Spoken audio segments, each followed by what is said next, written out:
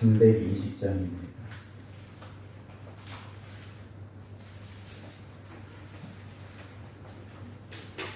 찬송가 320장입니다.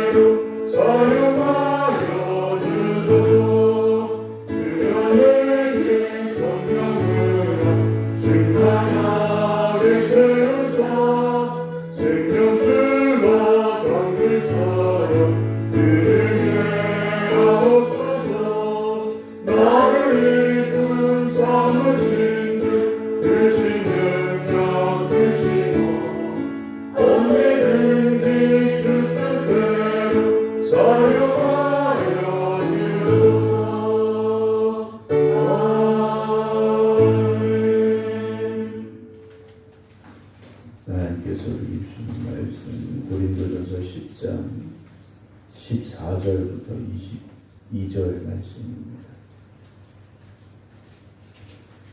신약성경 275조 고린도전서 10장 14절부터 22절입니다. 그런즉 내 사랑하는 자들아 우상 숭배하는 일을 피하라. 나는 지혜 있는 자들에게 말한 것 같이 하노니 너희는 내가 이르는 말을 스스로 판단하라. 우리가 축복하는 바 축복의 잔은 그리스도의 피에 참여함이 아니며 우리가 떼는 떡은 그리스도의 몸에 참여함이 아니냐. 떡이 하나요 많은 우리가 한 몸이니 이는 우리가 다 한 떡에 참여함이라. 육신을 따라 난 이스라엘을 보라. 제물을 먹는 자들이 제단에 참여하는 자들이 아니냐. 그런즉 내가 무엇을 말하느냐. 우상의 제물은 무엇이며 우상은 무엇이냐. 무릇 이방인이 제사하는 것은 귀신에게 하는 것이요 하나님께 제사하는 것이 아니니 나는 너희가 귀신과 교제하는 자가 되기를 원하지 아니하노라. 너희가 주의 잔과 귀신의 잔을 겸하여 마시지 못하고 주의 식탁과 귀신의 식탁에 겸하여 참여하지 못하리라. 그러면 우리가 주를 노여워하시게 하겠느냐. 우리가 주보다 강한 자냐. 아멘. 할렐루야.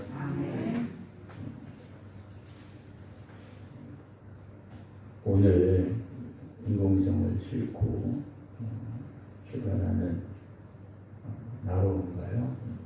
이름이 갑자기 생각이 안 나는데 인공위성을 하늘에 우주에 쏘아 올리는 일이 있게 된다고 하는데요. 지난번에 실패했는데 큰 기계 결함이 아니라 조그만 부품 하나 때문에 계획했던 대로 정해진 궤도까지 올라가지 못하고 중간에 이제 실패한 일이 있었습니다. 전체적으로 보면 준비가 잘 됐고 잘 발사를 했습니다. 그 과정 중에서 조그만 부품 하나가 문제가 생기니까 계획대로 진행이 되지 않았더라는 지난번 평가가 있었습니다. 우리가 신앙생활하면서 사실 중요하지 않은 건 하나도 없습니다. 우리가 주일 예배, 주일날 예배를 보통 대예배라고 표현하기도 하는데, 예배는 큰 예배가 있고 중간 예배가 있고 작은 예배가 있고 이런 것은 아니죠.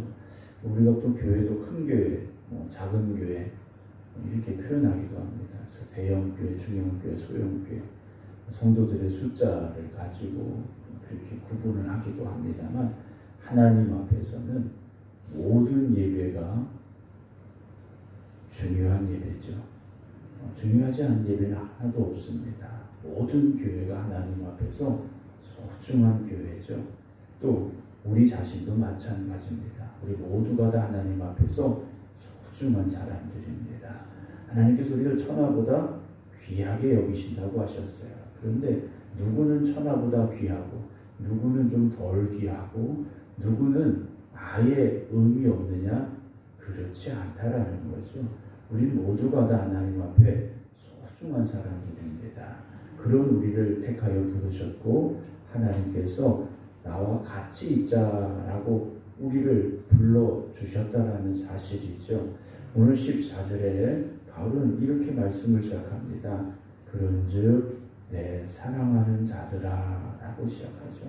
바울에게 있어서 고린도 교회 성도들뿐만 아니라 바울이 가서 복음을 전함으로 인하여 예수 그리스도의 구주를 영접하고 믿고 세례받고 구원받은 이들은 다 소중하고 사랑한 사람들이었습니다. 그래서 바울은 그들을 향해 편지를 써내려가면서 한자 한자 정말 그의 마음을 다하여서 그가 직접 가지는 못하지만 이 편지를 읽음으로 인하여서 그들이 회복되어지고 때로는 회개하고 때로는 변화되기를 사모하는 그 간절한 마음을 가지고 이 편지를 기록해 내려갔다라는 것을 우리가 잊지 말아야 됩니다.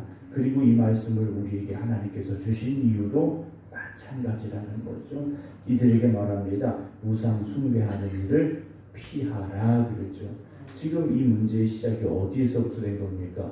우상에게 바쳐진 고기를 먹느냐 안 먹느냐의 문제에서부터 시작이 된 거죠. 그거 아무것도 아닐 수 있습니다.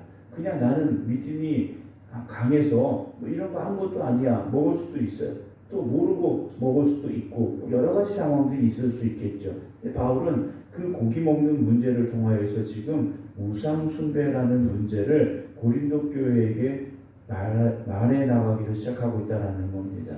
고린도라는 지역 자체가 우상이 많았다라고 말씀을 드렸습니다. 더군다나 그 시대는 로마가 지배하고 있던 시대입니다. 그래서 로마는 가는 곳마다 그들의 신전을 만들고 그들이 섬기는 신들을 섬기게 하는 일들이 분명히 있었을 것이고, 더 중요한 건 로마의 황제 자체가 그들에게 신과 같은 존재였다라는 겁니다. 고린도 교회가 있는 이 고린도라는 도시는 항구 도시입니다. 그래서 여기저기서 많은 사람들이 오고 가는 도시고 번성한 도시였기 때문에 온갖 우상이 가득해 있었다라는 것이죠. 그 중에 특별히 고린도라는 도시는 아프로디테라는, 우리가 흔히 말하는 비너스라는 여신을 섬기는 신전이 있던 곳이 바로 이 고린도라는 도시입니다. 이 비너스라는 신, 아프로디테라는 이 여신은 사랑의 여신이라는 별칭도 가지고 있는데요. 그래서 이 신전에는 특별히 온갖 음행이 일어났던 곳이다라고 전해져 오고 있습니다. 그래서 그 음행함이 신전 안에만 있는 것이 아니라 그 신전에 고린도 사람들이 오고 가고 그 사람들이 그것에 가까이 하고 하다 보니 고린도라는 지역 자체가 온갖 우상이 가득했고 음행이 가득할 수밖에 없었더라는 것이죠. 보는 것이 그런 것이었기 때문에, 그것이 일상이었기 때문에 거리낌이 없었고 죄책감이 없었더라는 겁니다. 우리가 무엇인가를 가까이 계속 오래 접하다 보면 익숙해지기 마련입니다. 운전도 마찬가지 않습니까? 초보 운전 얼마나 무섭고 떨립니까? 그런데 1년, 2년, 10년, 20년 운전하다 보면 전혀 그렇지 않아요. 우리가 우상이라는 것, 세상의 것들이 처음에는 예수 믿고 구원받은 이후에 정말 우리가 조심해야 돼, 멀리해야 돼, 야 저런 건 악한 것은 모양이라도 버리라고 했는데 우리가 그런 마음을 가지게 됐는데 그거 자꾸 쳐다보고 가까이 하다 보면 어떻게 되겠습니까? 하나님께서 아담과 하와에게 에덴 동산 중앙에 있는 선악을 알게 한 나무 열매를 먹지 마라 죽는다 하셨어요. 얼마나 무서웠겠습니까? 먹으면 죽는다는데 가까이 가지도 않았을 거예요. 가끔 이제 조류독감 같은 그런 이제 짐승의 유행병이 올 때가 있지 않습니까? 조류독감이 돈다 그러면 닭고기값, 오리값이 뚝뚝 떨어집니다. 안 먹죠. 시중에 나온 것은 조류독감에 걸린 오리나 닭이 아닌데도 불구하고 괜히 이거 먹었다가 잘못될까? 익혀서 먹으면 상관없다는데도 괜히 마음이 꺼림직한 거예요. 그래서 닭이나 오리를 먹지 않는 사람들이 많아지지 않습니까? 아담과 하와가 처음엔 그랬을 거예요. 그런데 뱀이 유혹하죠. 그럼 좀 더 어떻게 됩니까? 가까이 가기 시작합니다. 선악과에 조금씩 가까이 가요. 쳐다보니 어떻습니까? 보암직하고 먹음직하고 지혜롭게 할 만큼 탐스럽게 보였다라는 거예요. 이거 먹어도 되겠는데 라는 생각이 들었고 결국 어떻게 됐습니까? 딱 먹었다라는 거죠. 우리가 살아가는 이 세상 속에 우리가 보기에 죄악된 것들이 얼마나 많은지 모릅니다. 그래서 우리는 가까이 하지 않으려고 해요. 그런데 그것에 조금씩 가까이 가다 보면 마음을 뺏기게 돼 있습니다. 우리가 흔히 그런 말 하지 않습니까? 몸이 멀어지면 마음도 멀어진다라는 얘기를 해요. 같은 내용으로 적용하기는 좀 어렵습니다만 가까이 가면 먹고 싶어지고 하고 싶어지고 갖고 싶어지고 이런 마음이 들 수밖에 없다라는 거죠. 바울은 그래서 고린도 교회 성도들에게 오늘 강력하게 지금 경고하고 있는 겁니다. 15절에 나는 지혜 있는 자들에게 말한 바 같이 하노니, 그러니까 지금 이 말을 듣는 고린도 교회 성도들은 내가 하는 말이 무슨 말인지, 내가 말하고자 하는 것이 무슨 뜻인지 알 수 있지 않느냐라는 거예요. 너희들은 내가 하는 말이 무슨 말인지 아는데, 왜냐 더군다나 바울은 고린도 교회에서 1년 6개월이나 있었습니다. 오랜 시간 동안 그들과 함께 했던 바울과 그들의 영적인 교제가 있었더라는. 그러니까 바울이 무슨 말을 하면 바울이 무슨 말을 하고 있구나 깨달을 정도의 사람들이라는 거죠. 그래서 너희는 내가 이르는 말을 스스로 판단해라 라고 말하죠. 16절 우리가 축복하는 바 축복의 자는 그리스도의 피에 참여함이 아니며 우리가 떼는 떡은 그리스도의 몸에 참여함이 아니냐. 떡이 하나여 많은 우리가 한 몸이니 이는 우리가 다 한 떡에 참여함이라. 어제 드렸던 말씀에 이어지고 있지 않습니까? 이스라엘 백성들이 홍해바다를 지나가는 것을 바울은 세례받았다라고 표현했어요. 광야에서 하나님 주시는 만나와 물을 먹고 마신 것을 성찬의 예식에 참여한 자들이라고 보았습니다. 오늘 고린도 교회 성도들은 그런 사람들이라는 거죠. 이제 어떻게 해야 됩니까? 19절에 보게 됩니다. 18절 먼저 보면 육신을 따라 난 이스라엘을 보라. 제물을 먹는 자들이 제단에 참여한 자들이 아니냐. 그런즉 내가 무엇을 말하느냐. 우상의 제물은 무엇이며 우상은 무엇이냐 라고 말하죠. 우리가 주님이 허락하신 성찬에 참여하는 것은 주님과 하나됨을 고백하는 시간입니다. 우리가 성찬 예식을 하면서 제가 예전에 성찬 예식을 하고 시험이 든 적이 있어요. 어떤 권사님인데 성찬식 끝나고 예배 다 끝나고 이렇게 점심 먹으면서 그런 얘기를 하셨어요. 오늘은 포도주가 맛이 없었다 이런 얘기를 하시더라고요. 얼마든지 할 수 있는 얘기죠. 근데 이걸 맛으로 먹느냐? 그렇진 않지 않습니까? 맛이 있고 없고의 문제가 아니죠. 내가 주님이 허락하시는 그 주님의 몸과 주님의 피를 먹고 마심으로 내가 주님과 하나됨을 고백합니다. 나는 주님에게서 떨어지지 않습니다. 이 생명 다하는 그날까지 주님과 함께하는 삶이 되겠습니다. 고백하는 시간이 되어야 되는데 오늘은 포도주가 딴 때보다 맛이 없었더라. 여러분 진정한 성찬에 참여하지 못했다라는 말이 될 수밖에 없지 않겠습니까? 우상의 제물은 무엇이고 우상은 무엇이냐라는 이 말은요, 그게 무슨 가치가 있느냐? 그거 아무것도 아니다. 가치 없는 것이다 하는 말이죠. 그러나 20절에 보면 무릇 이방인이 제사하는 것은 귀신하게 하는 것이요 하나님께 제사하는 것이 아니니 나는 너희가 귀신과 교제하는 자가 되기를 원하지 아니한다 라고 말합니다. 너희가 주의 잔과 귀신의 잔을 겸하여 마시지 못하고 주의 식탁과 귀신의 식탁에 겸하여 참여하지 못하리라 라고 말합니다. 신전에서 나온 고기를 그냥 먹는다. 또 신전에서 사람들이 음식이 풍성하니까 와서 같이 먹자 하는 거 별거 아닐 수 있어요. 그런데 가까이 하다 보면 그것이 어떻게 되겠습니까? 은연중에 익숙해지게 되고 그것이 죄가 아닌 것처럼 여겨지게 되고 죄 가운데 거하는 삶이 될 수밖에 없다 하는 것이죠. 우리는 주님의 식탁에 함께한 사람들입니다. 주님의 식탁에 함께한 사람들이 귀신의 식탁에 가까이 가서는 안 된다라는 것이죠. 22절에 그러면 우리가 주를 노여워하시게 하겠느냐? 우리가 주보다 강한 자냐라고 경고하고 있습니다. 사랑하는 성도 여러분, 물론 우리가 오늘 어떤 신전에 바쳐진 음식을 먹고 그 신전에 가서 어떤 걸 하고 이러진 않습니다. 여기가 고린도라는 도시도 아니고요. 그러나 오늘 이 시대도 분명히 우리를 유혹하는 우상들이 있습니다. 우리를 넘어뜨리려 하는 우상들이 있다 하는 것이죠. 어떤 분들은 그래, 목사님 항상 바쁘셔서요 라는 말씀을 하시는 분들이 있어요. 물론 바쁠 때가 있고 그렇죠. 그런데 여러분, 바쁘다는 것은 무엇입니까? 시간에 쫓겨 사는 거지 않습니까? 시간에 쫓겨 사는 거예요. 시간에 쫓겨 살다 보면요, 시간의 노예가 되게 마련입니다. 어떤 분들은 그렇게 시간의 노예가 되기도 하고, 어떤 분들은 돈의 노예가 되기도 하고요. 어떤 분들은 건강의 노예가 되기도 합니다. 시간도 중요하고, 건강도 중요하고, 돈도 필요하죠. 그러나 그것을 우리가 지배하고 다스릴 수 있어야지 그것의 노예가 되어서는 안 된다는 것이죠.